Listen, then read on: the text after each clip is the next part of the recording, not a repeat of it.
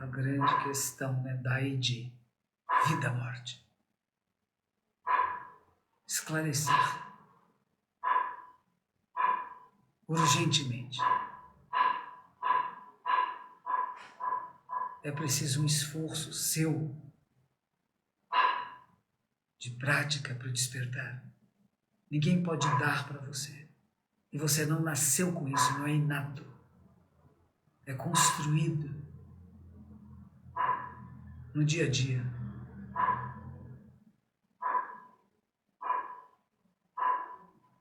Na prática diária. Que deve ser manifestação da sua vida, da vida de cada um de nós.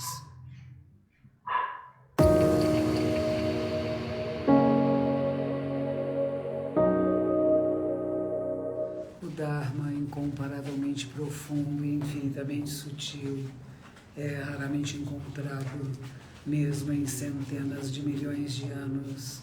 Agora podemos vê-lo, ouvi-lo e compreendê-lo, que possamos completamente clarificar o verdadeiro significado dos ensinamentos do Tathagata. Eu respeitosamente me reverencio ao meu Pai e à minha estimada mãe do meu própria carne e sangue. Eu agora desejo entrar para a vida monástica. Por favor, sinta profunda compaixão por sua criança.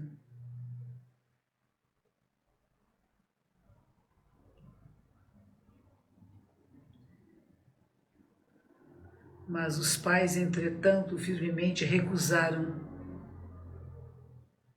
Isto fez com que o jovem príncipe começasse um jejum, até que seus pais consentiram. Vocês se lembram disso? Está no mérito de se tornar um monge. Isso se refere a um monge que é o 17º ancestral na Índia. A mesma coisa aconteceu com o mestre Keizan Jokin Daiyosho. Quando ele quis se tornar monge, seu pai não queria que fosse. E ele fez jejum até que foi permitido.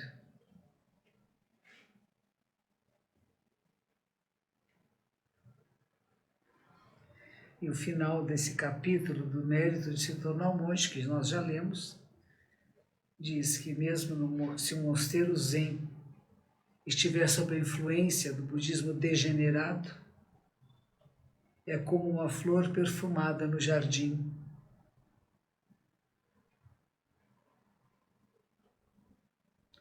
É como se houvesse leite diluído com água. Se alguém quiser beber leite, não há nada que possa colocar-se no leite além da água. Hoje em dia se tem muito, né? Leite misturado com água.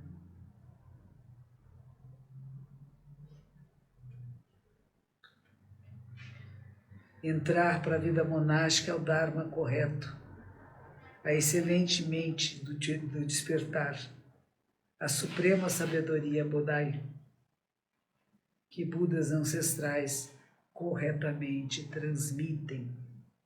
Esse é um capítulo que nós já lemos, e o capítulo seguinte se chama Receber os Preceitos, a um grupo de pessoas aqui na comunidade que estão se preparando para receber os preceitos.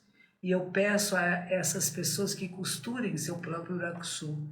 Não há mérito maior do que você ter um rakusu que você mesmo costurou. É considerado o mais precioso e sagrado de todos os mantos. Aquele que é feito por você, ponto por ponto.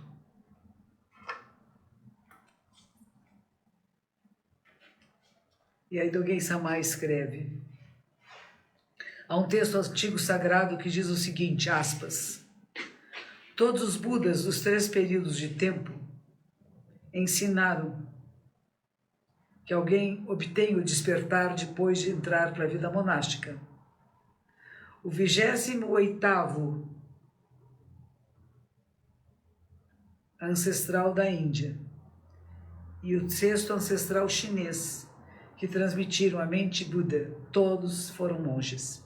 Os 28 primeiros da Índia, né? O 28º é o Bodhidharma, Bodhidharma. E o sexto ancestral é o Huineng, o Daikaneno. Daikaneno não era monge quando ele tem sua experiência mística, mas depois ele se torna monge. E dizem que é porque os monges estritamente observam os preceitos, que eles são um modelo para os 3 mundos. Assim, se você quiser fazer zazen e conhecer budismo, primeiro deve manter os preceitos.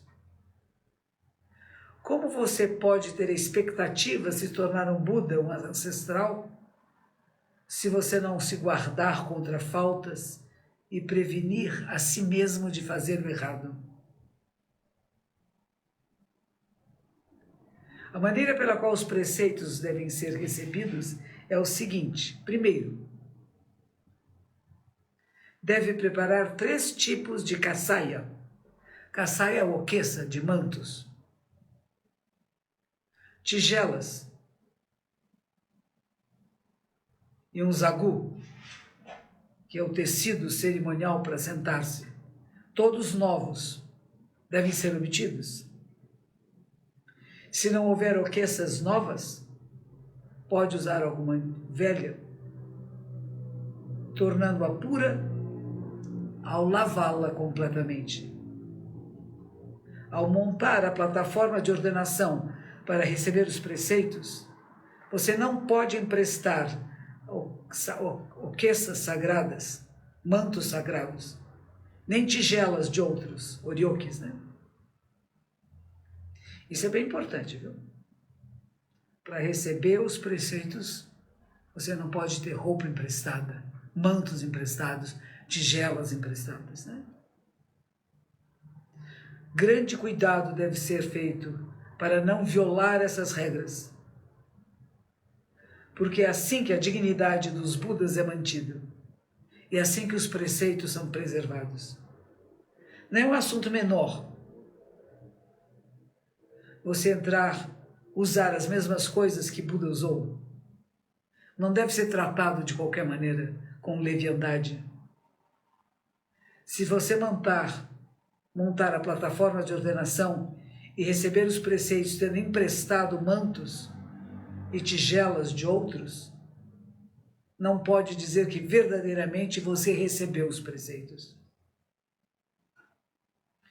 Se nem mesmo uma vez recebeu os preceitos, você se tornará uma pessoa de não preceitos por toda a sua vida, seguindo o budismo escolástico e em vão desperdiçando as doações votivas de outras pessoas. Aqueles que apenas recentemente entraram à vida monástica ainda não tiveram tempo de memorizar os preceitos e sem um mestre para guiá-los, são capazes de se tornar pessoas sem preceitos. E é por esta razão que eu me atrevo a dar a vocês este cândido conselho, que eu espero que vocês levem aos seus corações. Se vocês já receberam os preceitos por um Sravaka, vocês devem agora receber por um Bodhisattva. Este é o primeiro passo para se tornar um discípulo de Buda.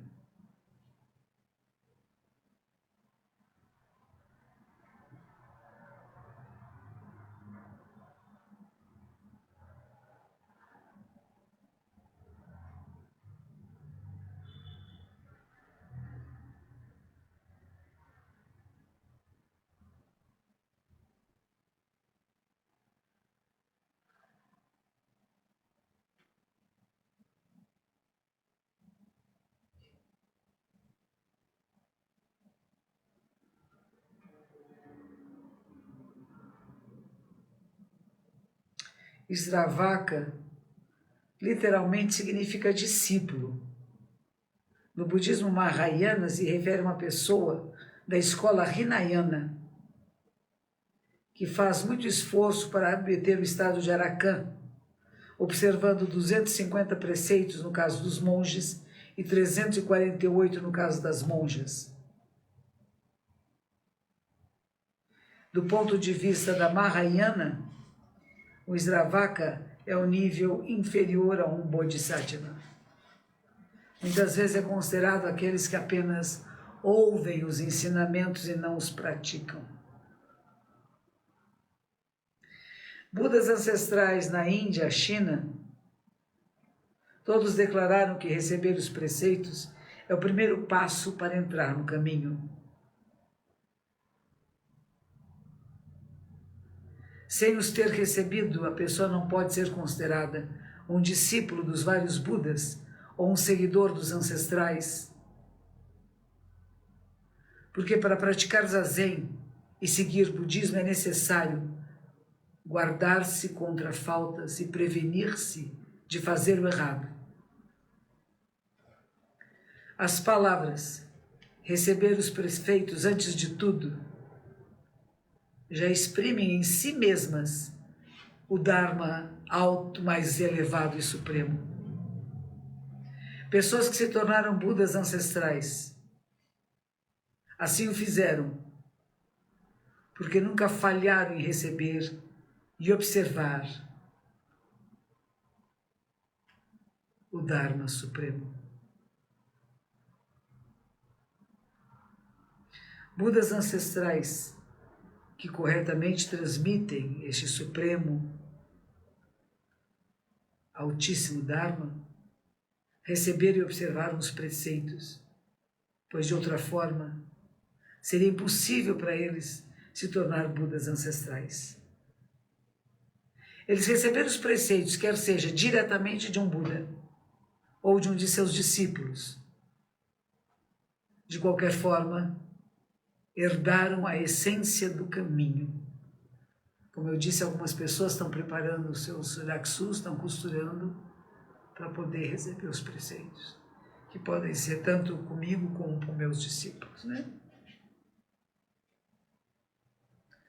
Os preceitos que todos os Budas ancestrais corretamente transmitem foram passados na China por Bodhidharma, apenas ele, através dos 4 ancestrais até Daikanyo, os sucessores de Bodhidharma, né? Até chegar em Daikanyo. E seus sucessores corretamente transmitiram até hoje em dia. Quão lamentável é que alguns monges considerados antigos não considerem o que aqui estou dizendo.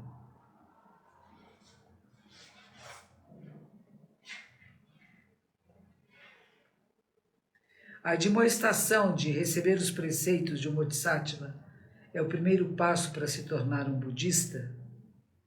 É alguma coisa que todos os praticantes do caminho devem saber. A maneira pela qual os preceitos devem ser recebidos já foi corretamente transmitido àqueles que, pela virtude de seu longo treinamento, compreenderam a essência dos Budas ancestrais, e não por aqueles que foram negligentes em sua prática. A maneira de receber os preceitos é a seguinte: a pessoa que vai receber os preceitos, o iniciante, deve primeiro queimar incenso e se prostrar em frente do mestre que transmite os preceitos, solicitando sua permissão para receber os preceitos de Bodhisattva. Em seguida, se a permissão for garantida, for dada, deve purificar seu corpo ao banhar-se, então colocar roupas novas, limpas, sobre as quais foram espalhadas flores, incenso foi queimado.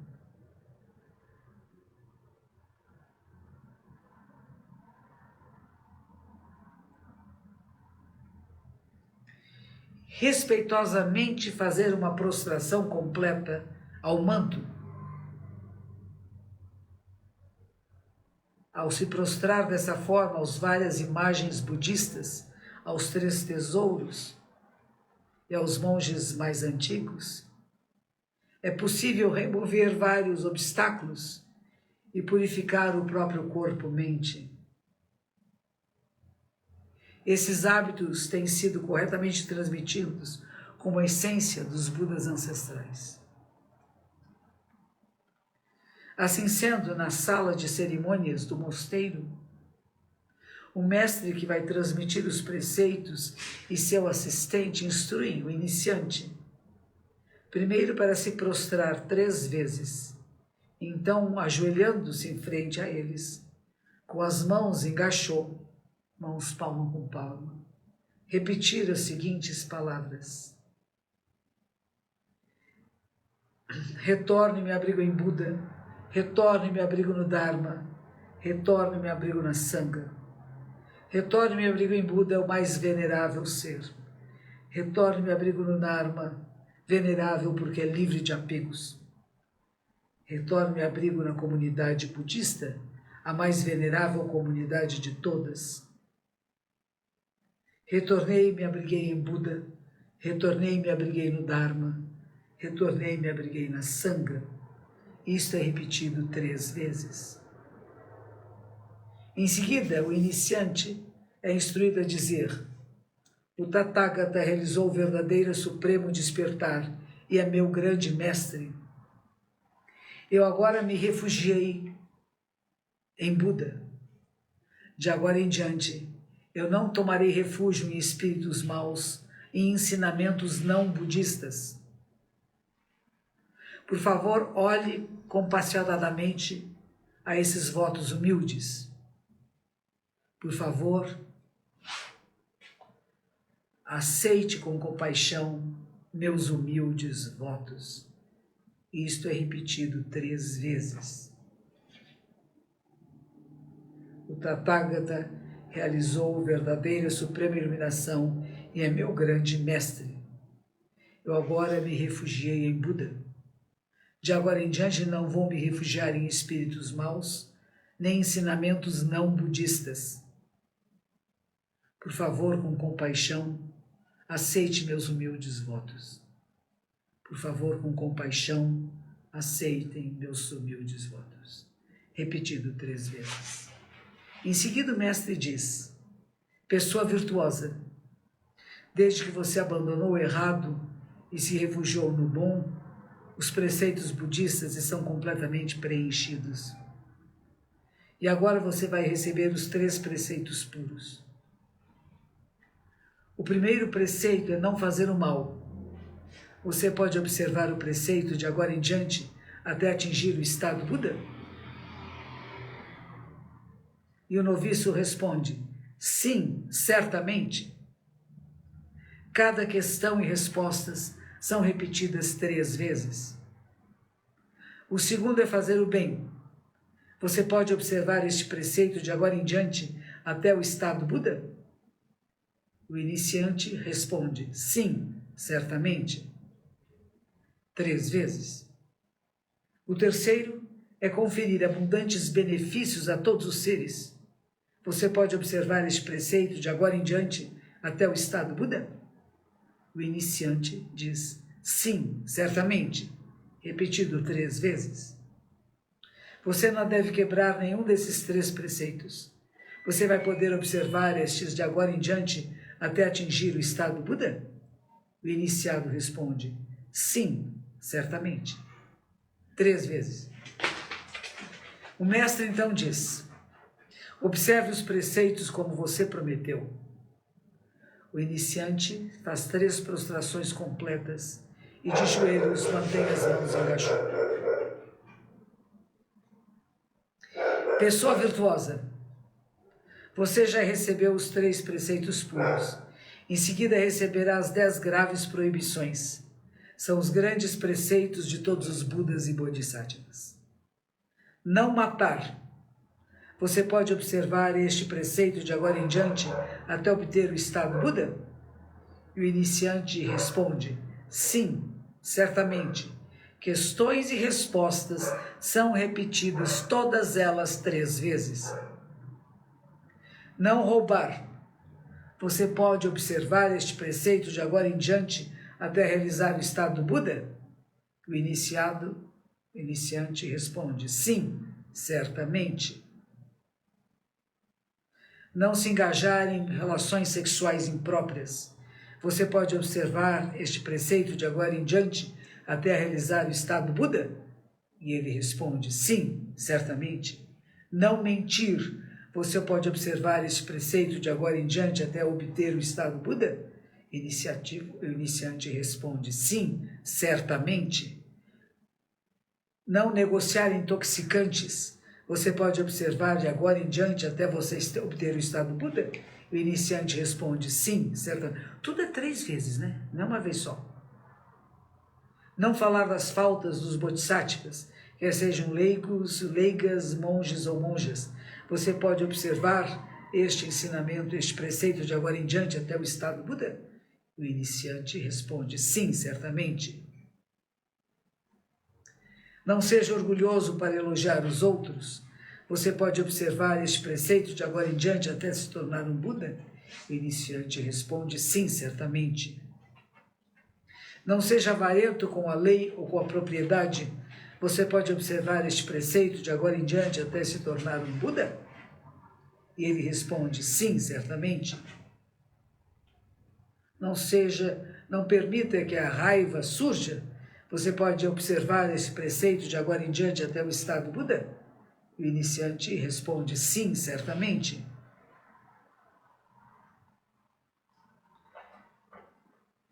Não fale mal dos 3 tesouros. Você pode observar este preceito de agora em diante até o estado Buda? E o iniciante responde, sim, certamente. Você não deve quebrar nenhum desses 10 preceitos. Você pode observá-los de agora em diante até o estado Buda? O iniciante responde, sim, certamente. Observe esses preceitos assim como você prometeu. E aquele que está aí se iniciando se prostra 3 vezes até o chão. Estes 3 refúgios, 3 preceitos puros e 10 graves proibições têm sido recebidas e mantidas pelos vários Budas. Você pode observar esses 16 preceitos de agora em diante até realizar o estado Buda? O iniciado responde sim, certamente. E isto também é repetido 3 vezes. Observe esses preceitos como você prometeu. 3 reverências completas. 3 prostrações do iniciante. Concluindo, o mestre entoa o poema seguinte, que começa com o seguinte: o mundo à nossa volta é vasto como o céu. Lembram-se disso? E diz, nós nos refugiamos em Buda, nós nos refugiamos no Dharma, nós nos refugiamos na comunidade budista. Então aquele que iniciou-se sai da sala de cerimônias. Budas ancestrais têm corretamente transmitido a maneira na qual os preceitos devem ser recebidos.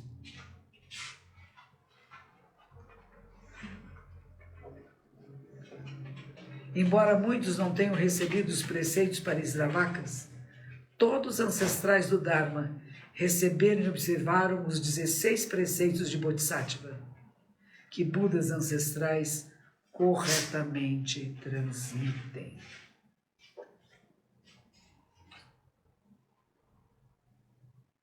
O mundo à nossa volta é vasto como o céu, puro como a flor de lótus que sai das águas lamacentas. Minha mente é pura e além do mundo comum. Eu homenageio o mais excelente Buda. É um poema. Muitos de vocês já assistiram várias cerimônias de transmissão de preceitos, mas é bom que vocês saibam que não é uma invenção nossa, mas é a transmissão que foi feita por mestre Dogen Zenji Sama, que faz parte do seu trabalho, do Shobogenzo. nos vários volumes que ele escreveu. E o capítulo seguinte se chama Kesa Kutoku, o mérito da Okesa, do manto. Kasaya, ou Okesa, que foi passada de Buda a Buda, ancestral a ancestral, como evidência material de ter realizado o despertar, foi corretamente transmitida à China apenas pelo grande mestre Bodhidharma do Monte Sung, o 28º na linhagem de Shakyamuni Buda. Na Índia, um total de 28 ancestrais corretamente transmitiram a Okesa um ao outro. O 28º Bodhidharma pessoalmente foi à China, onde ele se tornou o primeiro na linhagem chinesa. Na China, 5 sucessivos ancestrais transmitiram a Daikanya No, o 33º, depois do venerável Makakasho, e o 6º, a seguir do grande mestre Bodhidharma. Esses números são importantes, sabe? Para quem estuda essa linhagem, para quem se interessa pelo Zen Budismo.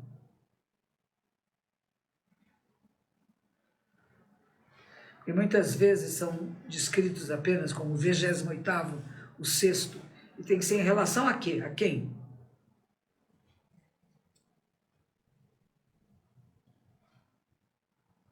Daikanya No, durante toda a sua vida, considerou a Okesa como um grande tesouro que ele recebeu no meio da noite do seu mestre. Essa Okesa ainda está no templo de Monte Shaolin, Paulin. Sucessivos imperadores respeitosamente pediram que ela fosse trazida à corte, onde fizeram reverências, ofertas. A protegeu como se fosse o mais consagrado tesouro de uma nação.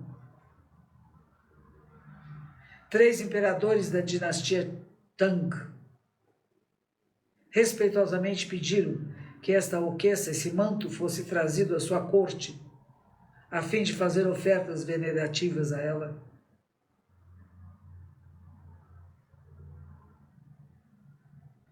E tanto ao pedir que ela viesse, ao voltar, os imperadores despacharam mensageiros imperiais com seus éditos. E um desses éditos, no momento em que voltou o manto ao monte, estava dito: nós agora respeitosamente estamos retornando este manto sob a guarda do general, que está responsável por pacificar a nação. Nós a consideramos um tesouro nacional, monge-chefe. Cuide para que ela seja colocada no templo de acordo com as instruções de Buda, permitindo aos monges para realizar a essência do budismo. Você deve manter medidas estritas pela sua proteção, garantindo que nunca se perca.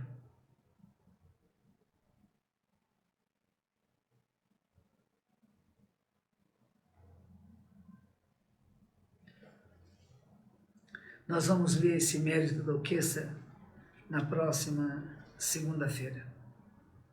Mas é importante que vocês saibam que não é apenas um pedaço de pano,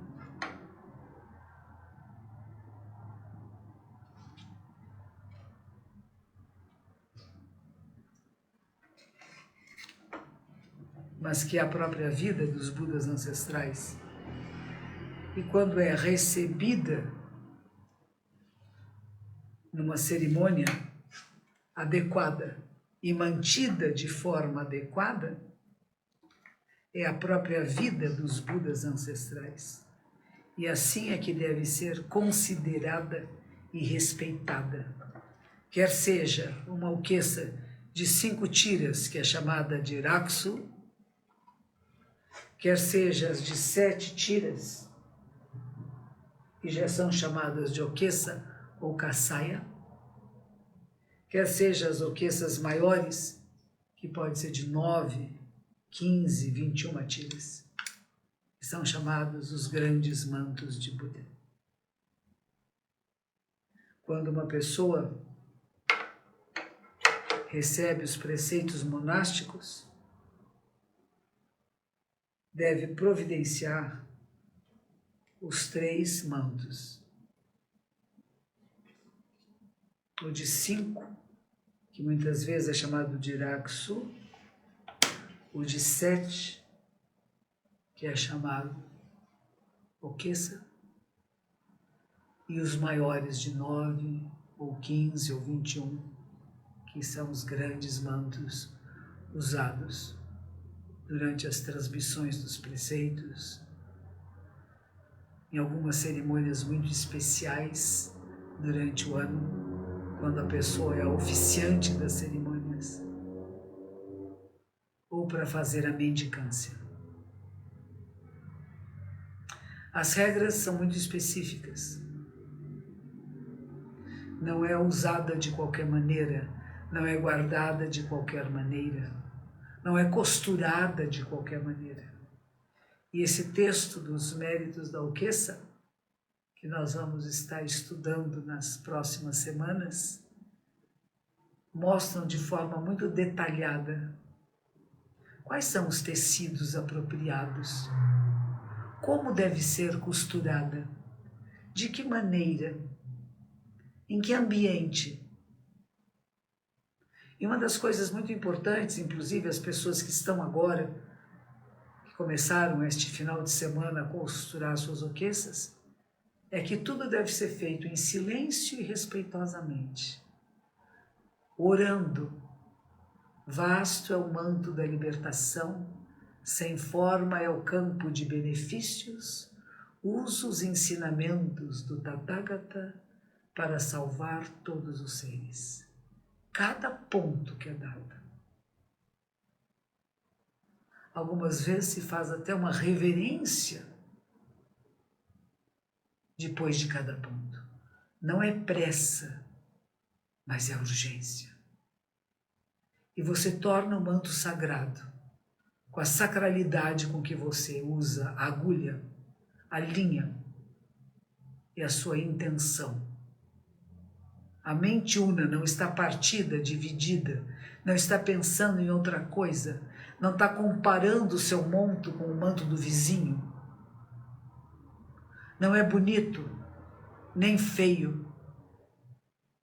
Não tem nada a ver com beleza mundana. Quando eu estava costurando o meu grande manto no Japão, no mosteiro, orientada por uma grande professora, uma grande monja, chegou uma jovem coreana que veio passar um dia conosco no Zazenkai, uma vivência zen de um dia. E quando ela viu o manto que eu estava costurando, ela estava grávida. Ela veio correndo pegar o manto e queria esfregar na barriga, e eu preocupada que ia amassar o meu manto que estava tão bem feitinho, mas ela pegava com uma ânsia de pôr para o seu bebê, que o seu bebê fosse abençoado por um manto que estava sendo corretamente costurado, feito de todo o coração, não passado numa máquina de costura, não que alguém fez que você não sabe quem é, mas aquele que você faz com suas mãos. Eu furei muitas vezes meus dedos e há pequenas marcas de sangue que caíram nesse manto pela minha inabilidade de usar agulha. Mas eu nunca pedi que alguém fizesse por mim. É assim como o meu primeiro manto, que eu costurei inteirinho, sob orientação de pessoas nos Estados Unidos que sabiam fazê-lo, esse grande manto também fui eu que costurei, com as orientações de Okamoto Roshi, que era a nossa professora, discípula de Sawaki Kodo Roshi, que era considerado um grande mestre. Era um homem que não tinha nem primário terminado e foi nomeado reitor da Universidade de Komazawa. Durante as guerras não há diplomas. Não há graduações. Muitos eram autodidatas ou tinham professores particulares, porque as universidades tinham sido destruídas, bombardeadas. Impossível ir para a escola. No mundo de hoje, que nós nos preocupamos tanto em pendurar nossos diplomas pelas paredes e mostrar todas as nossas graduações, Sawaki Kodo Roshi é um exemplo vivo de alguém que foi nomeado reitor da Universidade de Komazawa, que é a Universidade da Sotoshu, assim como a PUC, por exemplo, é a Universidade Católica, né? Komazawa é a Universidade da nossa ordem budista, considerada no Japão uma das grandes universidades, de grandes pesquisas, principalmente sobre o budismo e o zen budismo. E é lá que nós podemos encontrar a fonte desses textos sagrados de Mestre Dogen, onde ele detalha como você escolhe o tecido, como você costura e como você lava, limpa, usa o seu manto. Ele não está apenas falando palavras filosóficas raras, está dando conselhos filosóficos e raros de como deve ser o nosso comportamento ao costurar um manto, ao receber o manto e ao manter esse manto vivo em nossas vidas. Que os méritos de nossa prática se estendam a todos os seres e que possamos nos tornar o caminho do despertar, o caminho de Buda, o caminho iluminado, sim, cheio de luz, de claridade.